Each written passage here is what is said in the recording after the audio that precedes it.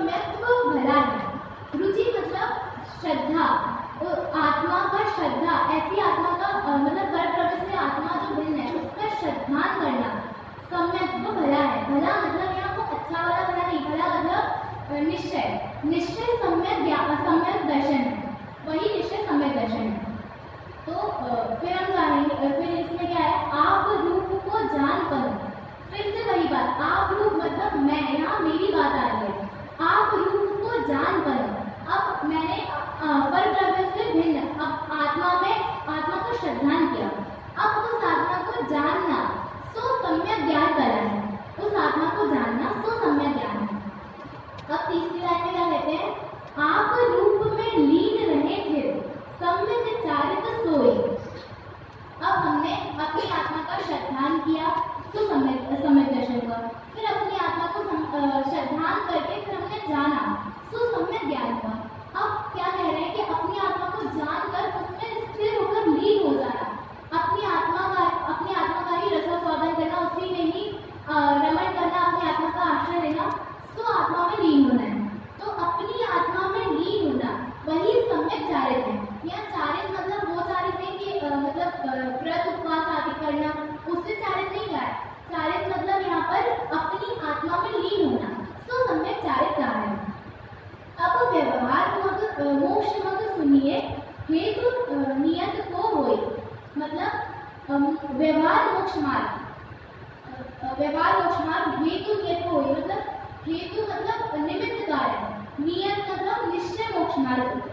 तो ये जो व्यवहार मोक्ष मार्ग है वो निश्चय मोक्ष मार्ग का कारण होता है। जैसे अगर हमें जैसे मुझे बोर्ड में 95 मार्क्स चाहिए, तो 95% चाहिए, तो मैं 95% अगर देखो मैं ऐसे सोचती रहूँ, हर रोज बैठी रहूँ और ऐसे सोचती रहूँ मुझे 95% चाहिए, मुझे 95% चाहिए, 95% चाहिए, तो आ जाएंगे क्या?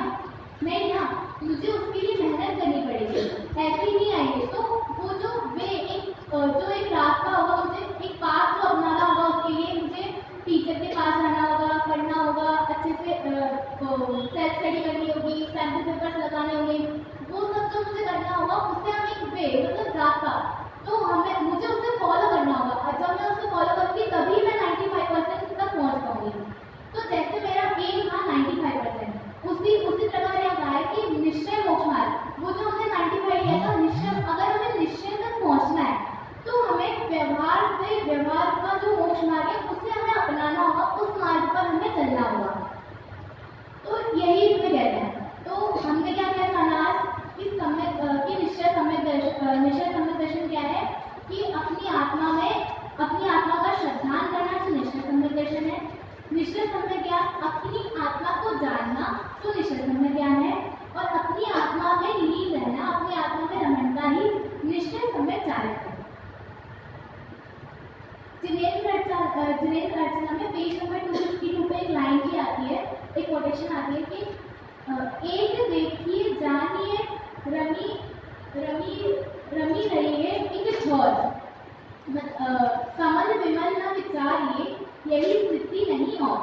मतलब एक देखिए, एक मतलब यहाँ अपनी आत्मा की बात, अपनी आत्मा को देखे, जाने और रमे, यही एक ढौर, अपनी आत्मा को जानना, देखना और रमण करना ही हमें स्थिर होकर ऐसा हमें करना चाहिए। समल विमल न विचारिए, हमें कोई विकल्प नहीं करके अपनी आत्मा में लीन होना चाहिए, और यही एक स्थिति, यही हमें मोक्ष मार्ग तक पहुंचा सकती है, यही एक मार्ग है मोक्ष मार्ग तक पहुंचने का, और कोई मार्ग नहीं है। हम भी पर से अपनी दृष्टि हटाकर समय